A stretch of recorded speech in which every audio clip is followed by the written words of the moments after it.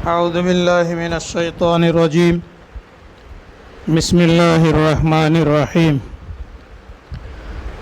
وإذ ابتلى إبراهيم ربه بكلمات فأتمهن قال إني جاعلك للناس إماما قال ومن ذريتي قال لا ينال عهد الظالمين. وإذ جعلنا البيت مثابة للناس وأمنا واتخذوا من مقام إبراهيم مصلى وعهدنا إلى إبراهيم وإسماعيل أن طهر بيتي للطائفين والعاكفين والركع السجود. وإذ قال إبراهيم رب اجعل هذا بلدا آمنا وارزق أهله من الثمرات من آمن منهم بالله واليوم الآخر قال ومن كفر فأمتعه قليلا ثم أضطره إلى عذاب النار وبئس المصير. وإذ يرفع إبراهيم القواعد من البيت وإسماعيل ربنا تقبل منا إنك أنت السميع العليم ربنا واجعلنا مسلمين لك ومن ذريتنا أمة مسلمة لك وأرنا مناسكنا وتب علينا إنك أنت التواب الرحيم. ربنا وابعث فيهم رسولا منهم يتلو عليهم آياتك ويعلمهم الكتاب والحكمة ويزكيهم إنك أنت العزيز الحكيم. صدق الله العظيم.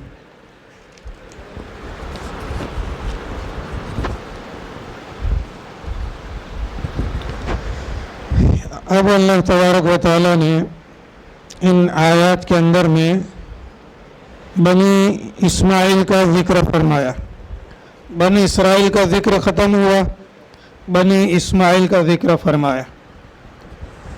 وَإِذِ ابْتَلَىٰ إِبْرَاهِيمَ رَبُّهُ بِكَلِمَاتٍ، اور یاد کرو جب کہ آزمایا ابراہیم علیہ السلام کو ان کے پروردگار نے بکلمات، کچھ کلمات کے ذریعے سے، فَأَتَمَّهُنَّ، تو ابراہیم علیہ السلام نے ان کو مکمل کر دیا. قال، اللہ تبارک و تعالی نے فرمایا انی جاعلک للناس اماما، بے شک میں آپ کو یعنی ابراہیم علیہ السلام کو لوگوں کا امام بنانے والا ہوں. قال، ابراہیم علیہ السلام نے فرمایا ومن ذریتی، میری اولاد کا کیا؟ قال، اللہ تبارک و تعالی نے فرمایا لا ینال عہدی الظالمین، یہ میرا وعدہ اور یہ میرا پیمان یہ ظالمین لوگوں کو نہیں پہنچے گا. ظلم کرنے والے لوگ کو یہ امامت والا معاملہ نہیں ملے گا. اس سے پہلے اللہ تبارک و تعالیٰ نے بنی اسرائیل کا ذکر فرمایا، پھر یہاں پر بنی اسماعیل کا ذکر فرمایا.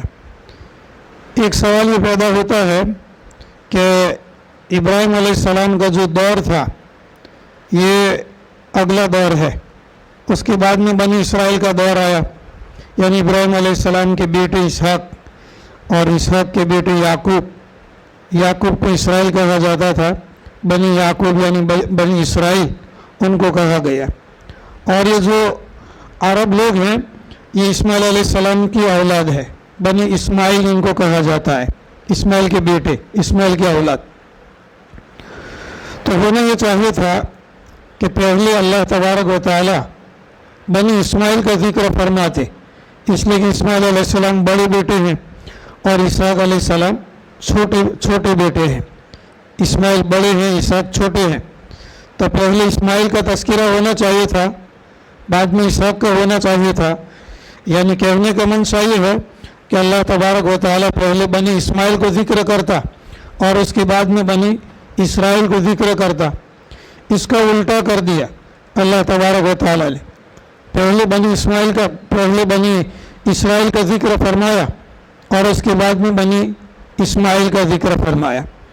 اس کی وجہ یہ ہے کہ ابراہیم علیہ السلام کے جو دو بیٹے تھے اسماعیل اور اسحاق، اس کے اندر میں سے اسحاق علیہ السلام کی اولاد کے اندر میں، یعقوب علیہ السلام کی اولاد کے اندر میں سلسلہ نبوت چلا، نبوت کا سلسلہ چلا حضرت عیسیٰ علیہ السلام تک، اور اسماعیل علیہ السلام جو ہے ان کی اولاد کے اندر میں سلسلہ نبوت نہیں چلا۔ آخر کے اندر میں نبی آخر الزمان حضرت محمد صلی اللہ علیہ وسلم وہ نبی بن کر کے ظاہر ہوئے، تو انبیاء علیہ الصلوۃ والسلام کا سلسلہ جو بنی اسرائیل کے اندر میں چلا تھا یہ سلسلہ ختم ہو گیا حضرت عیسیٰ علیہ السلام پر۔ پھر بعد میں اللہ تبارک و تعالیٰ نے بنی اسماعیل کے اندر میں نبوت کا ظہور فرمایا نبی کریم صلی اللہ علیہ وسلم کی شکل و صورت کے اندر میں۔ تو اللہ تبارک و تعالیٰ نے ان آیات کے اندر میں ذکر فرمایا کہ سب سے پہلے تو اللہ تبارک و تعالیٰ نے ابراہیم علیہ السلام کی اولاد کو نبوت کے لیے اور رسالت کے لیے قبول فرمایا۔ ابراہیم علیہ السلام کے دو بیٹے اسماعیل وہ بھی نبی، اسحاق وہ بھی نبی، اور پوتے یعقوب علیہ السلام وہ بھی نبی، یعقوب علیہ السلام کے 12 بیٹے ان کے اندر میں بھی اکثر انبیاء علیہ السلام۔ اور جیسا کہ عرض کیا تھا کہ حضرت موسیٰ علیہ السلام سے لے کر یہ حضرت موسیٰ علیہ السلام تک جو ہے 4000 انبیاء علیہ السلام کو اللہ تبارک و تعالیٰ نے بھیجا۔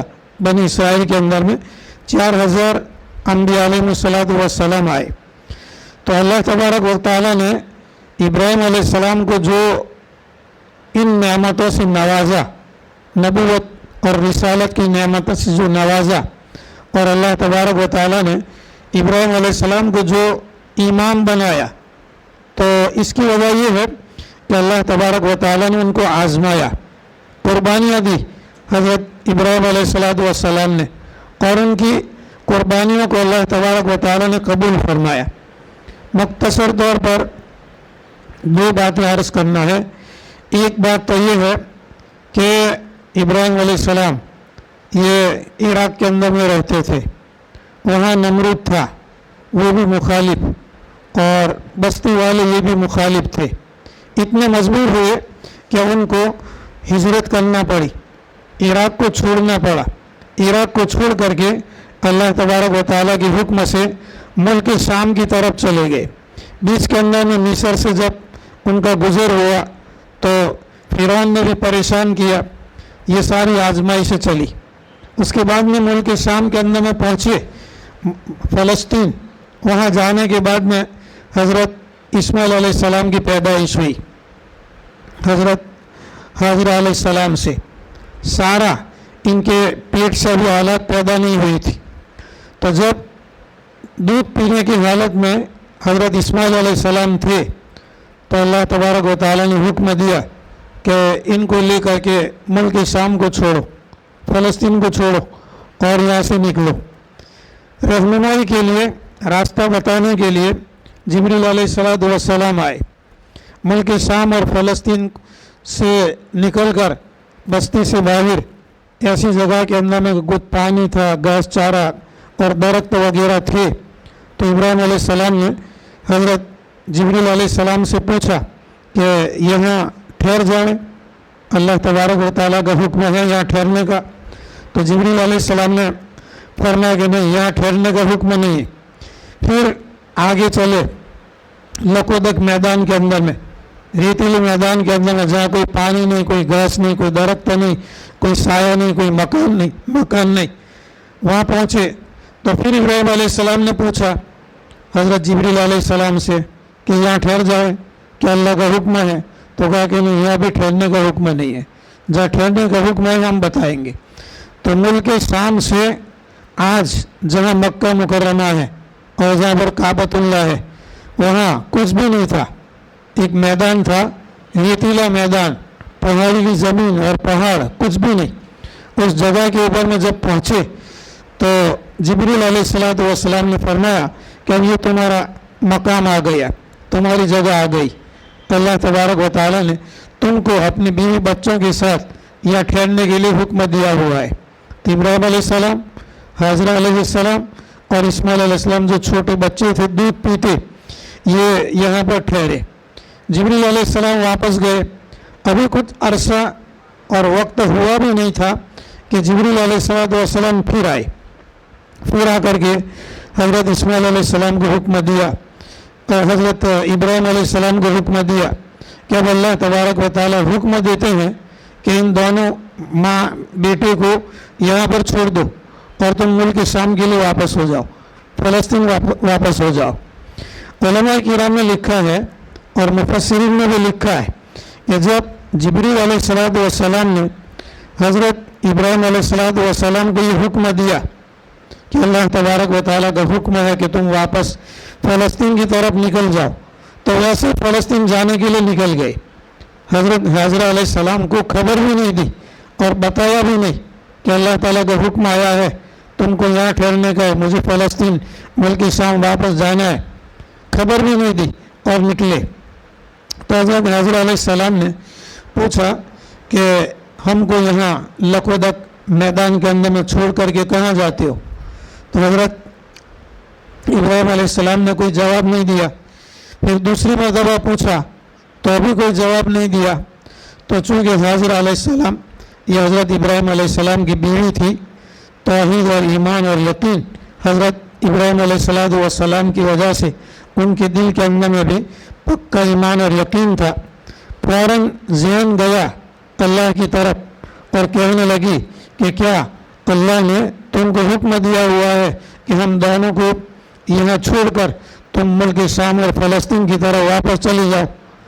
तो इब्राहिम अलैहिस्सलाम ने जो है सर हाँ के अंदर में हिलाया, यानी हाँ अल्लाह का यही हुक्म है कि तुम दोनों को यहाँ पर छोड़ दो और मैं मुल्क शाम वापस चला जाऊँ।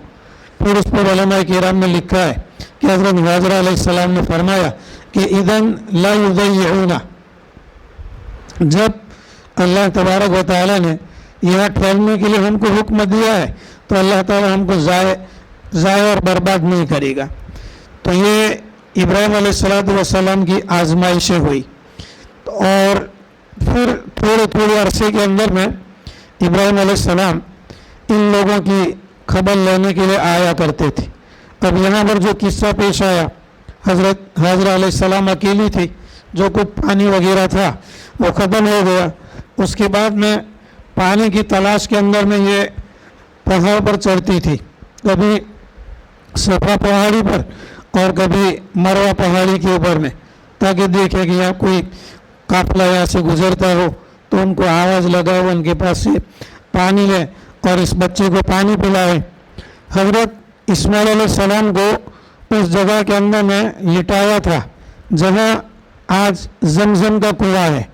अब तो गवर्नमेंट ने जो तोसी वगैरह की, हरम शरीफ वगैरह की, तो जमजम का कुआं जो है वो नीचे तहखाने में हो गया। ये जो मकाम इब्राहिम है और हजर अस्वद है, इसके बीच ही के अंदर में नीचे जमजम का कुआं है। उस जगह के ऊपर में उनको लिटाया था और पानी की तलाश के अंदर में हज़रत हाजरा अलैहिस्सलाम सफ़ा और फिर मरवा पर इस तरीके से चक्कर लगाती थी।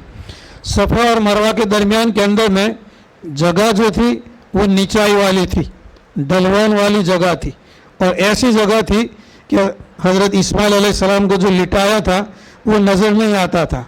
तो वो थोड़ी सी जो जगह है इसके अंदर में ये दौड़ती थी हज़रत हाजरा अलैहिस्सलाम।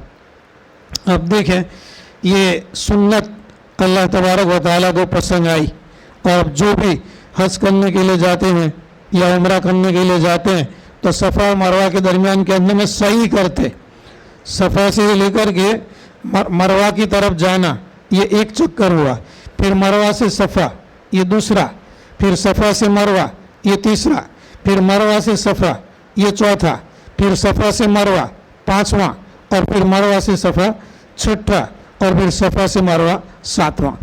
ये 7 चक्कर पूरे हो गए। ये 7 चक्कर लगाए थे हज़रत हाजरा अलैहिस्सलाम ने। अजीब व गरीब बात है, शरीयत का हुक्म भी अजीब व गरीब है कि ये सुन्नत है किसकी? सफ़ा और मरवा के दरमियान में दौड़ने की सुन्नत है किसकी?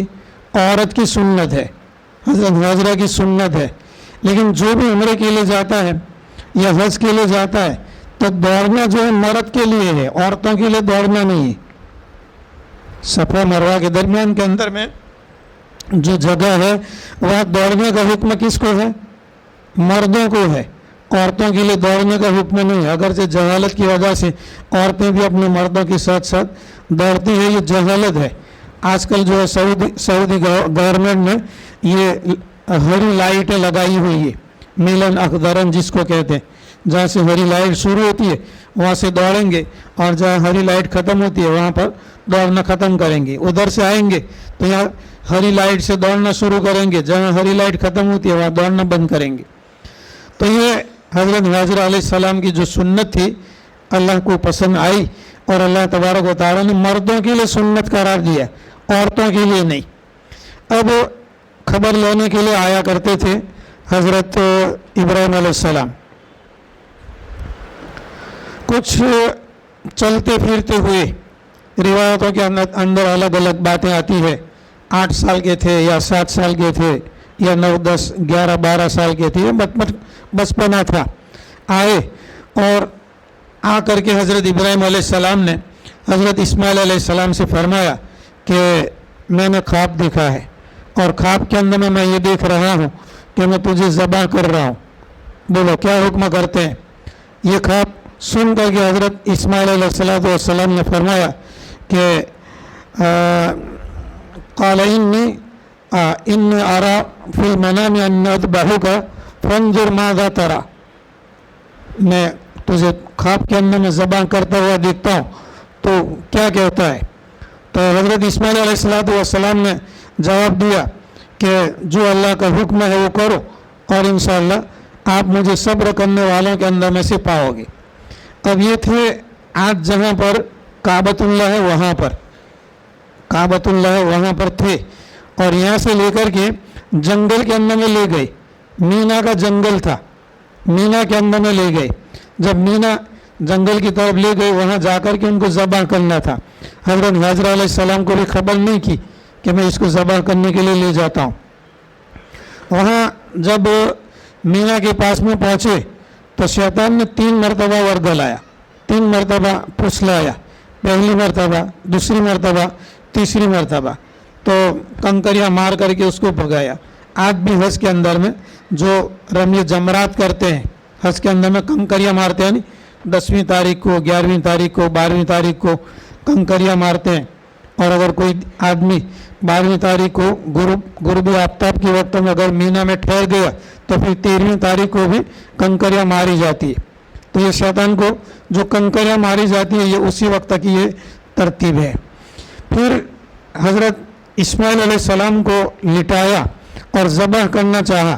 اللہ تبارک و تعالیٰ کو ذبح کرنا منظور نہیں تھا تقریری طور پر، تو اللہ تبارک و تعالیٰ نے جنت سے میڈا اور دمبا بھیجا اور اسماعیل علیہ السلام کو ہٹا لیا اور دمبے کو جو ہے قتل کر دیا گیا۔ یہ جو تکبیر ہے ہم تکبیر تشریق پڑھتے ہیں اس کے اندر میں اپنے بقرعید کے دنوں کے اندر میں، یہ ہے کہ ابراہیم علیہ السلام نے اسماعیل علیہ السلام کو لٹایا، اور انہوں نے اپنے آنکھوں کے اوپر میں پٹی بھی باندھ دی اور چاقو چلانا چاہا، اور وہاں سے جبریل علیہ السلام جنت سے دمبا لے کر کے آئے اور دیکھا کہ بالکل ذبح کرنے کی تیاری ہے، تو حضرت جبریل علیہ السلام نے وہاں سے آواز لگائی، اللہ اکبر اللہ اکبر، یہ آواز لگائی، تو یہاں پر سے آواز آئی حضرت ابراہیم علیہ السلام کی طرف سے، لا الہ الا اللہ واللہ اکبر۔ اسماعیل علیہ السلام نے فرمایا کہ اللہ اکبر وللہ الحمد۔ تو یہ تکبیر جو ہے یہ اسی وقت سے یہ سنت ہو گئی۔ اس کے بعد میں بھی حضرت سارہ کی طرف سے بھی کچھ پریشانیاں رہتی تھی، اس لیے کہ حاجرہ کو بیٹا تھا اور ان کو بیٹا نہیں تھا۔ پھر بعد میں جب لوط علیہ السلام کی بستی کے اوپر عذاب کے فرشتے آئے اسی وقت کے اندر میں سارہ کو بشارت اور خوشخبری سنا کر کے گئے، تو ان کو بھی پھر اسحاق نام کا بیٹا پیدا ہوا۔ اسحاق کو لے کر کے وہ بسے وہاں ملک شام کے اندر میں. اور یہ جو اسماعیل علیہ السلام یہ جو یہاں پر تھے اور یہ پانی کی تلاش کے اندر میں حاضرہ ڈھونڈ رہی تھی, اللہ تبارک و تعالیٰ نے جبریل علیہ السلام کو بھیجا, اور جہاں اسماعیل علیہ السلام کو لٹایا ہوا تھا وہاں حضرت جبریل علیہ السلام نے اللہ کے حکم سے پر مارا تو وہاں سے چشمہ پھوٹا, جس کو ہم اور آپ زمزم کہتے ہیں. وہیں سے جو ہے یہ زمزم کا کنواں وہاں سے لے کر کے آج تک یہ جاری ہے. تو اللہ تبارک و تعالیٰ نے الگ الگ امتحانات لیے حضرت ابراہیم علیہ السلام کے. اس کا تذکرہ اللہ تعالیٰ نے اس آیت کے اندر ذکر فرمایا. یہ ایک بات عرض ہوئی. ابھی دوسری بات, وَإِذِ ابْتَلَىٰ إِبْرَاهِيمَ رَبُّهُ بِكَلِمَاتٍ, اور یاد کرو جبکہ آزمایا ابراہیم کو ان کے پروردگار نے بِكَلِمَاتٍ, چند کلمات کے ذریعہ سے. کلمات کی ایک تفسیر آپ کے سامنے عرض کی کہ اللہ تبارک و تعالیٰ نے الگ الگ آزمائشوں کے اندر میں حضرت ابراہیم علیہ السلام کو مبتلا فرمایا. فَأَتَمَّهُنَّ, اور ساری آزمائشوں کے اندر میں حضرت ابراہیم علیہ السلام کامیاب ہوئے. اس آیت کی تفسیر کے اندر میں حضرت عبداللہ ابن عباس رضی اللہ تعالیٰ عنہ نے فرمایا ہے کہ اللہ تبارک و تعالیٰ نے ابراہیم علیہ السلام سے جو آزمایا بکلماتن, چند کلمات کے ذریعہ سے. کلمات ان کی تشریح کے اندر اور تفسیر کے اندر میں حضرت عبداللہ ابن عباس رضی اللہ تعالیٰ عنہ نے لکھا ہے کہ 30 صفات اللہ تبارک و تعالیٰ نے قرآن پاک کے اندر میں ذکر فرمائی ہے. اس میں سے 10 صفات سورہ توبہ کے اندر میں ہیں اور 10 صفات سورہ مومنون کے اندر میں ہیں 18ویں پارے کے اندر میں, اور 10 صفات یہ 22ویں پارے کے اندر میں ہیں سورہ احزاب کے اندر میں. تو حضرت عبداللہ ابن عباس رضی اللہ تعالیٰ نے فرماتے ہیں کہ کلمات ان سے کون سی صفات مراد ہے؟ 30 صفات مراد ہیں. یعنی 30 صفات کے ذریعہ سے اللہ تبارک و تعالیٰ نے حضرت ابراہیم علیہ السلام کو آزمایا تھا. سب سے پہلے دیکھتے ہیں سورہ توبہ.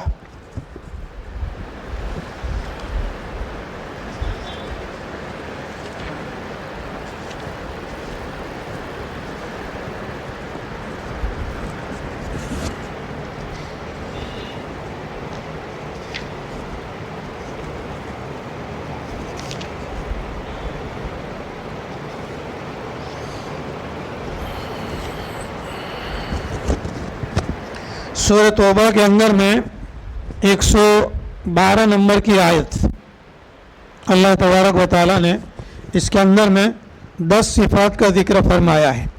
التائبون العابدون الحامدون السائحون الراکعون الساجدون الآمرون بالمعروف والناهون عن المنکر والحافظون لحدود اللہ وبشر المؤمنین. اب اس کی لمبی چوڑی تفسیر کرنے کا وقت نہیں ہے, صرف میں ترجمہ کر دیتا ہوں تو اس سے سمجھ میں آئے گا کہ اس کے اندر میں کون کون سی صفات ہے. التائبون, توبہ کرنے والے لوگ. العابدون, عبادت کرنے والے لوگ. الحامدون, اللہ تعالیٰ کی حمد کرنے والے لوگ. السائحون, روزہ رکھنے والے لوگ. الراکعون, رکوع کرنے والے لوگ. الساجدون, سجدہ کرنے والے لوگ. الآمرون بالمعروف, بھلائی کا حکم کرنے والے لوگ. والناہون عن المنکر, اور بری باتوں سے روکنے والے لوگ. والحافظون لحدود اللہ, اور اللہ تعالیٰ کی حدود کی حفاظت کرنے والے لوگ. وبشر المؤمنین, ایمان والوں کو بشارت اور خوشخبری سنا دے. تو یہ 10 صفت ہوئی.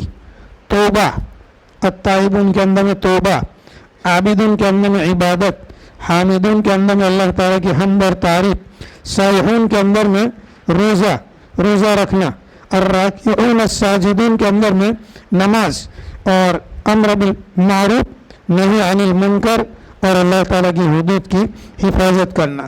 یہ 10 صفات جو ہے اللہ تبارک و تعالیٰ نے اس آیت کے اندر میں ذکر فرمائی. एक बात यहाँ पर बता दूँ, अगर गौर से अगर इस रुकू को आप पढ़ेंगे, ये 11वें पारे के अंदर में है और 11वें पारे का ये तीसरे रुकू के अंदर में है। देखें, अत्ताइबून 1, अल आबिदून 2, अल हामिदून 3, अस्साइहून 4, अर्राकिऊन 5, अस्साजिदून 6, अल आमिरून बिल मारूफ 7। ये 7 चीज़ें अल्लाह ने जिक्र फरमाई, तो बीच के अंदर में वाव नहीं है, बीच के अंदर में वाव नहीं है। अत्ताइबून वल आबिदून वल हामिदून वस्साइहून वर्राकिऊन वस्साजिदून वल आमिरून बिल मारूफ, इन 7 के अंदर में वाव नहीं है। 8वां जो नंबर है अन्नाहून अनिल मुनकर, यहाँ पर वाव है। वन्नाहून अनिल मुनकर, इसके अंदर में 8वें के अंदर में ये वाव है। इस वाव को वाव समानिया कहते हैं। वाव समानिया, समानिया यानी 8वीं जगह पर आने वाला वाव। इसके अंदर में अजीब व गरीब बात है कि ये जो 7 चीज़ें हैं, ये 7 चीज़ें किसी आदमी के अंदर में जमा हो सकती है। तौबा, इबादत, हम्द, रोज़ा, नमाज, अम्र बिल मारूफ, सब जमा हो सकते हैं। अम्र बिल मारूफ अलग है और नाही अनिल मुनकर ये अलग है। भलाई का हुक्म देना ये अलग है और बुराई से रोकना ये अलग है। ये दोनों एक नहीं है। इसलिए यहाँ पर अल्लाह तबारक व तआला वाव को लाए। फिर इसके बाद में ये 10 सिफात हुई। उसके बाद में सूरह मोमिनून के अंदर में 18वां जो पारा है सूरह मोमिनून, इसके अंदर में अल्लाह तबारक व तआला ने 10 सिफात को जिक्र फरमाया मोमिनून के अंदर में।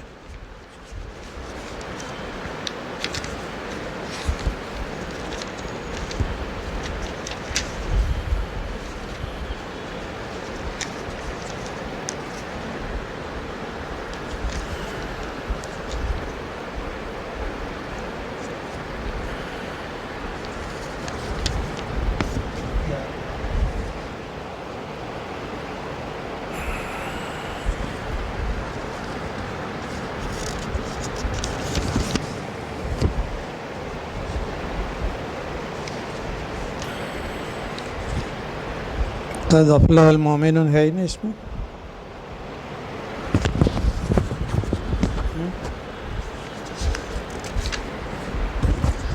क़द अफ़लहल मोमिनून ये है, इसके अंदर में 10 सिफात है। क़द अफ़लहल मोमिनून, कामयाब हो गए ईमान वाले लोग। अल्लज़ीना हुम फ़ी सलातिहिम खाशिऊन, वो लोग अपनी नमाज के अंदर में अल्लाह का खौफ और डर रखते हैं। वल्लज़ीना हुम अनिल लग़्वी मुअरिदून, और ये ईमान वाले लोग वो हैं कि जो लग़्व बातों से रूगर्दानी करते हैं। वल्लज़ीना हुम लिज़्ज़काति फ़ाइलून, ईमान वाले लोग वो हैं कि जो ज़कात देते हैं। वल्लज़ीना हुम लिफ़ुरूजिहिम हाफ़िज़ून, ईमान वाले लोग वो हैं कि जो अपनी शर्मगाह की हिफाजत करते हैं। इल्ला अला अज़वाजिहिम, मगर अपनी औरतों के पास। औ मा मलकत अयमानुहुम, या अपनी बादियों के पास अपनी ज़रूरत को पूरी करते हैं। फ़इन्नहुम गैरु मलूमीन, इसके अंदर में उनकी मलामत नहीं की जाती। ये सिफात अल्लाह तबारक व तआला ने यहाँ पर जिक्र फरमाई। फिर 22वें पारे के शुरू के अंदर में भी अल्लाह तबारक व तआला ने 10 सिफात जिक्र फरमाई है।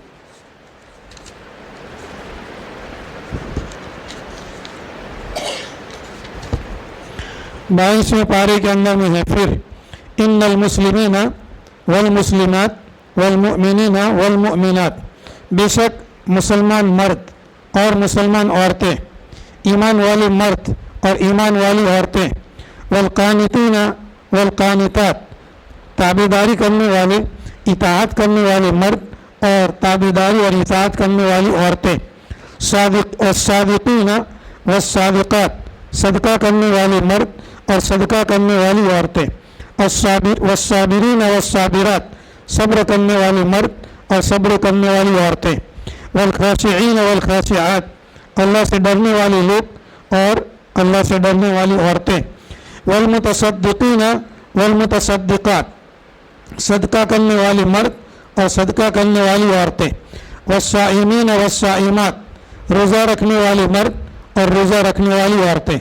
वल्हाफिज़ीन फुरूजहुम वल्हाफिज़ात, اپنی شرمگاہوں کی حفاظت کرنے والے مرد اور حفاظت کرنے والی عورتیں، والذاکرین اللہ کثیرا والذاکرات، اللہ کا بہت زیادہ ذکر کرنے والی مرد اور بہت زیادہ ذکر کرنے والی عورتیں، اعد اللہ لہم مغفرۃ واجرا عظیما، اللہ تبارک و تعالیٰ نے تیار کر رکھا ہے ان کے لیے معافی اور ان کے لیے بڑا اجر اللہ تبارک و تعالیٰ نے تیار کر رکھا ہے۔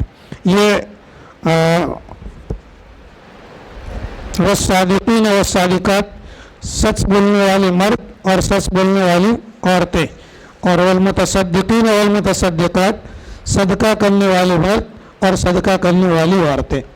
تو یہ کلمات ان کی جو تفسیر تھی، حضرت عبداللہ ابن عباس رضی اللہ تعالیٰ عنہ نے فرمایا کہ یہ 30 صفات اس کے اندر میں اللہ تبارک و تعالیٰ نے حضرت ابراہیم علیہ السلام کو آزمایا، تو فَأَتَمَّهُنَّ، ان تمام صفات کے اندر میں کامل اور مکمل طور پر اللہ تبارک و تعالیٰ نے ابراہیم علیہ السلام کو کامیابی عطا فرمائی۔ اب اللہ تعالیٰ فرماتے ہیں قَالَ إِنِّي جَاعِلُكَ لِلنَّاسِ إِمَامًا، میں آپ کو تمام لوگوں کا امام بنانے والا ہوں۔ تو ابراہیم علیہ السلام کو اپنی اولاد یاد آئی اور فرمایا کہ قَالَ وَمِن ذُرِّيَّتِي، میری اولاد کا کیا؟